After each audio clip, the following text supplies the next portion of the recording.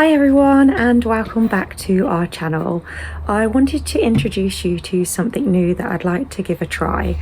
I'm always finding lots of different resources that our girls enjoy and I'd like to share them with you. I'd really like to know your thoughts, so leave them in the comments below, but maybe it'll either be weekly or monthly. We'll see how we go. But yeah, I'd like to share some of the resources that we've found really useful during our home ed journey, and you might find them useful, you might want to give them a go, or it might be something that you could pencil into your home ed life too. So in our resource spotlight this week, I'm sharing with you the Woolly Bear Caterpillar book, which is by Julia Donaldson, and this hands-on science experiment, which is from Insect Law, which is the Butterfly Garden. This is the home ed edition. They do lots of other different kits and editions, and prices do vary, but as we home educate, this is one that's been really useful for us.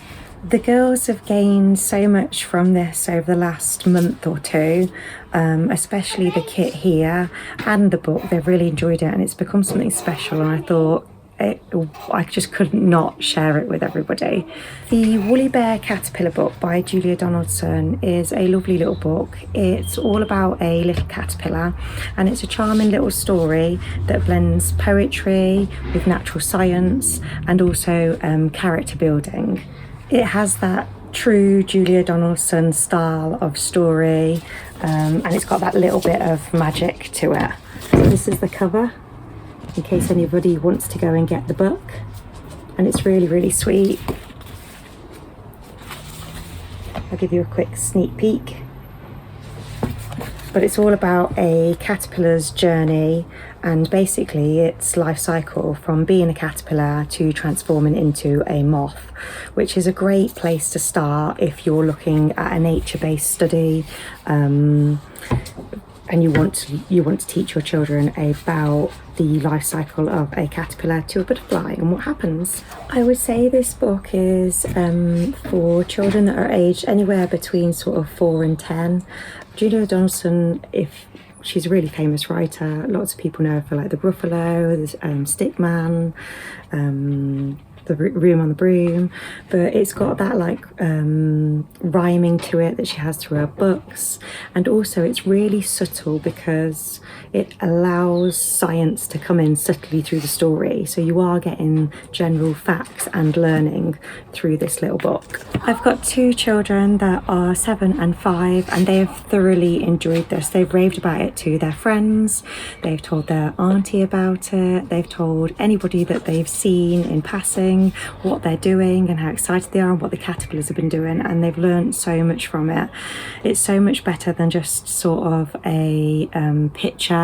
It is hands-on visual learning. It's really nice, and just letting the butterflies be released into our garden was something very special in itself. So you may be asking, how did we use our resources? Well, first off, we started with a book and we had a little read through this. We tend to read at bedtime, and there's always a book in the evening, so this started our learning this month, and well, actually sorry, last month, and we read through this book, so the girls had an idea of what the life cycle of a caterpillar was and the little story to go with it. Secondly, we then did some drawings and some crafts of different butterflies and the life cycle itself, and then we set up this. We ordered our caterpillars from the website. They took a couple of days to come, and the cup arrived in the post by Royal Mail, and then we sat and observed them and went through the cycle. It comes with really nice instructions as well, so it's really simple.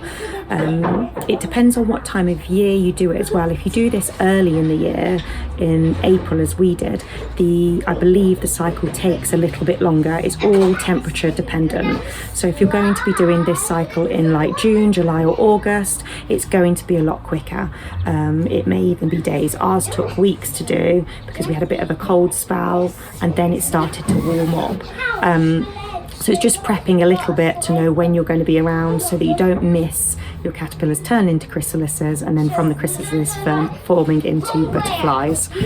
We also journaled what we observed every day using the diary. I found this butterfly diary. Where's the picture gone? I found the butterfly diary really, really useful for our children. So every single day we incorporated it into our learning, and we did a little page, or we got our observation sheet out and the girls did a quick drawing, which takes less than like 5 minutes. We looked at simple videos of butterflies and different types. So when the girls were out walking, or we were out at play area or playground, we'd be able to spot different ones. I even was able to print a free scavenger hunt sheet.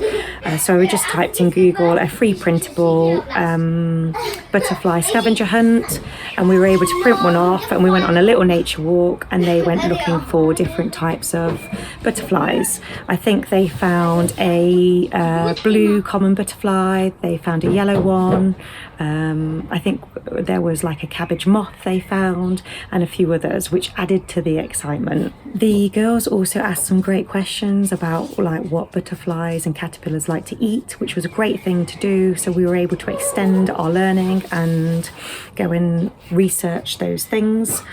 We used Google, we also used ChatGPT. I wouldn't trust it fully all the time, but it was good. And we also went and got some more books. Obviously the classics like Errol Carl and The Hungry Caterpillar. I think they also got another butterfly book that they were able to look at butterflies and how they actually look in picture form. I'll try and share any of the other resources we used down in the comments, but I think these two alone are perfect to get started with, or even just to make a mini week project of, or a month project of. Yeah, these two have been great, and the girls have asked me to read this on many, many occasions. It's a book that they've come back to a lot and said, can we read this story? Which we've done. So let's get down to the nitty gritty of it. The pros.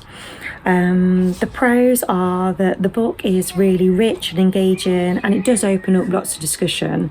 The kit's really hands-on, but it's also really low level. You don't have to do too much at all, really. It pretty much does quite a lot itself. But it also, even though it's sort of like low maintenance, it also has that high impact wow factor and interest. It kept my girls really interested. They'd run down every morning to see what their caterpillars or butterflies were doing, or how the chrysalises were doing. Had they emerged into butterflies yet? I suppose if there were any cons at all, it would be that the kit can take a little bit long. Like I said before, it's weather dependent, like temperature dependent. So if you're starting this in like April or May time, especially here in the UK, be prepared that it's going to possibly take anywhere to like 2 to 4 weeks from start to finish for those caterpillars to change into chrysalises and then also transform into butterflies. As the season and the warmer weather comes in, it's obviously going to be shorter. So as long as you're prepared for that, I think you'll be fine. But it could be a bit of a con. You might feel it might be a bit of a con because children want things quite often instantly. But it's also a good way to teach patience and to show them that, you know, this is life and it's a life cycle, and it will go at its own pace.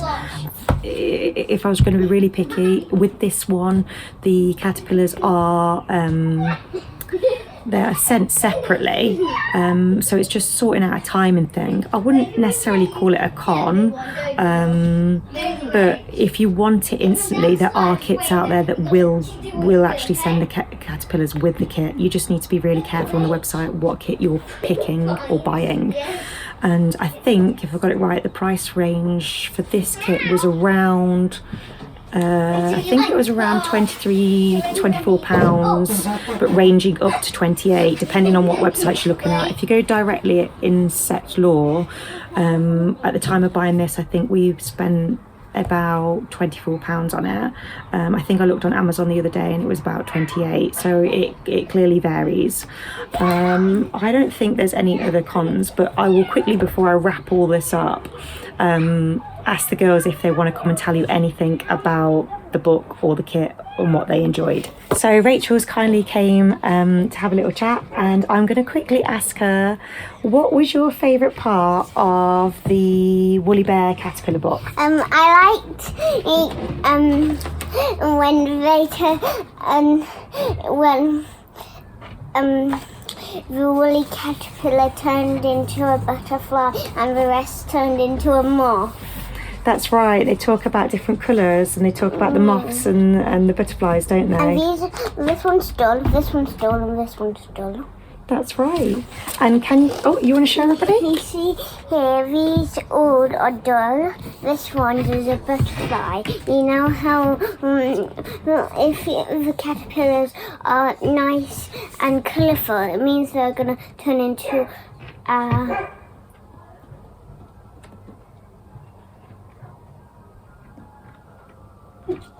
if you've got a bright coloured caterpillar, what does it turn into? Can you remember? A moth. That's right. And the dumb caterpillars. Dull. Well, the caterpillars turn into a butterfly. And so could you tell everybody as well what your favourite part of the butterfly garden was that we had? So what was your favourite part? Releasing them because they come on our hands and they were so friendly, and I like when they were flying around in the cage, and you will get it. Step 2 is where you get the caterpillars and they turn in very, very, very small, like a super tiny baby.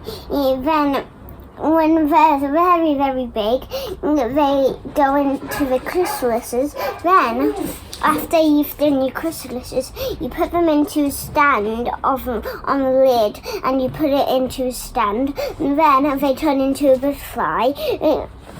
What did we feed our butterflies? Some nectar. Yeah, where did they get the nectar from? Can you remember what we put in there? From flower. We did put in the flower with a little pipette, but what fruit did we stick in? Do you remember? Oranges, banana. That's it. Yeah. Should we ask Hazel her thoughts? Hazel, would you like to jump in? What was your favourite thing about the kit? Oh, I liked when they turned into the chrysalises and the butterfly. Because it looked all pretty. Because it looked pretty. That's fantastic. Okay, thanks for watching. I hope you liked it. Thank you for watching, everyone. Hope to see you on the next one. If you do like this kind of thing, I'm going to try and put maybe a playlist together of different resources that we've used and really, really enjoyed and I'd highly recommend. Leave me a comment down below if you'd like that, and if there's anything you'd like me to look at. And we'll see you on the next one. Yeah, Bye-bye. Bye.